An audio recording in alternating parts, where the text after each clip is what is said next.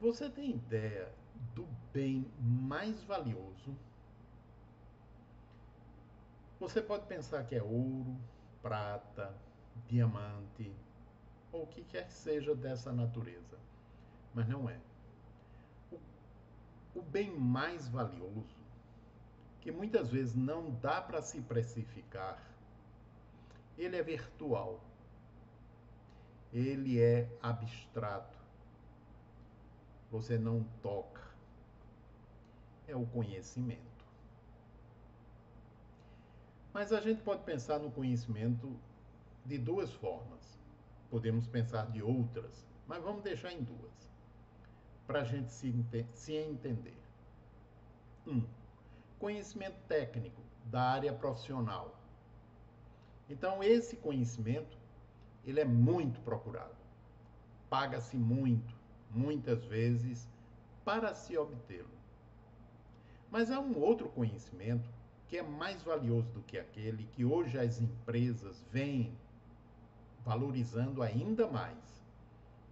E quando há entrevistas para admissão, ou estou procurando alguém para determinado cargo, eles observam muito essa área, que durante muito tempo foi chamada de inteligência emocional, ainda é, mas é o autoconhecimento, a capacidade, a habilidade de lidar com as próprias emoções. E não é só controlar, mas é ir além do controle.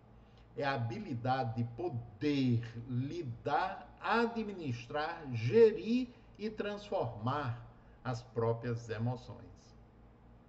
Mas isso você só consegue com autoconhecimento. Você percebendo a estrutura psíquica do seu comportamento. E aí não significa conhecer somente e educar pensamento, imaginação, emoção, sentimento, consequentemente, comportamento.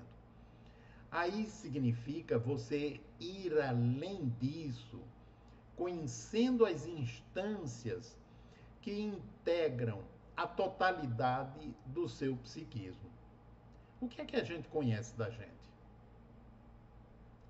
Somente uma dessas instâncias, que é a personalidade. E a gente nem conhece direito. Muitas vezes quem convive com a gente conhece melhor do que a gente mesmo. No centro da personalidade está o ego. Mas se a gente verificar só o ego, ele tem duas áreas principais. Uma área consciente, é aquela que a gente consegue perceber, a área consciente nossa, e uma outra, ela é inconsciente, que é onde estão também as defesas chamadas do ego.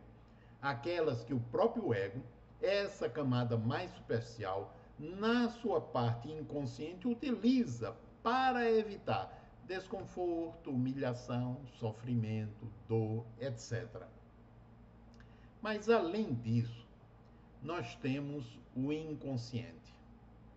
E aí o inconsciente a gente pode subdividi-lo em atual e remoto. Mas indo além do inconsciente, por exemplo, do Freud, nós temos o inconsciente coletivo, que fala o Jung, e o inconsciente coletivo compartilhamos com todos os demais. No inconsciente, nós temos diferentes áreas, dimensões, dê o nome que você quiser. Nós temos a dimensão da sombra. A dimensão da sombra, ela tem um vínculo muito forte com a área inconsciente do ego e se consorciam no sentido da carga instintual para nos defender, não só nos mantendo vivo, mas com o objetivo de evitar desconforto. Durante algum tempo essas defesas elas podem até ser confortáveis, mas depois elas geram mais sofrimento do que o sofrimento que elas querem evitar.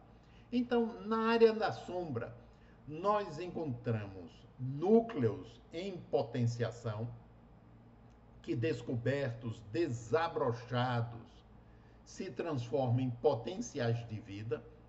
E temos na área da sombra também material recalcado, aquilo que o ego não aceita e utiliza o recalque, utiliza defesas para enviar para o inconsciente.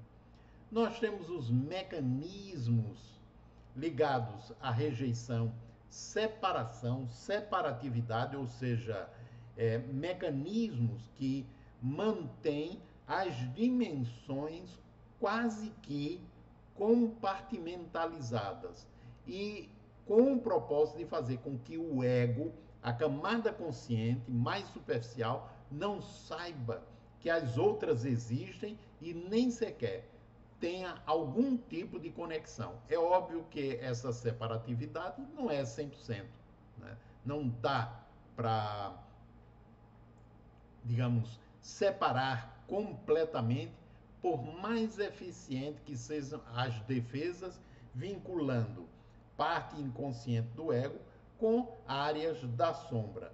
Nós temos os núcleos de rejeição.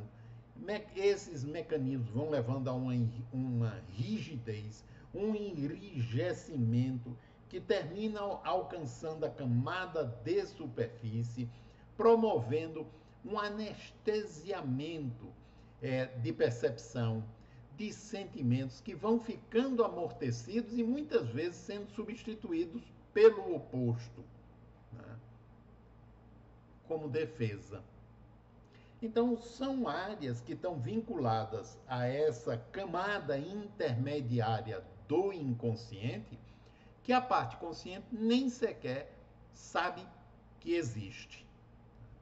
E há uma outra mais profunda que eu não vou me deter aqui, que alguns autores chamam de essência, outros chamam de eu superior, mas você pode imaginar como um imenso repositório de informações capaz de processar essas informações, auxiliando, quando necessário, a camada mais superficial. Porém, que se não souber usar, muitas vezes, em lugar de ajudar, pode até prejudicar pelo consorciamento também com a carga instintual, que é algo muito primitivo em nosso ser, por conta do nosso próprio processo evolutivo.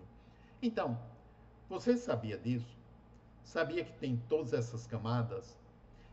De forma que, quando a gente se sente meio paralisado na vida, sente um vazio profundo ou dificuldades para alavancar o nosso processo, é alguma dessas áreas do inconsciente consorciadas com as camadas defensivas do próprio ego em ação, tentando evitar que algo doloroso ou venha à tona ou seja vivido pelo campo da personalidade. Como a gente, na área consciente, não sabe disso, a gente não tem ideia do que fazer e se sente muitas vezes perdido ou deslocado no tempo, no espaço, ou como se não pertencendo. Vem sentimentos de angústia, vem tristeza, vem raiva, insatisfação, tudo aquilo que faz parte dos campos, seja dos transtornos psíquicos que a psiquiatria cuida, ou seja, de uma forma geral, numa escala menor, na maioria de nós, seres humanos. Você quer sair disso? Quer sair desse desconhecimento? Então, o caminho é se conhecer. E é por isso que nós, do núcleo de expansão da consciência, Lumen,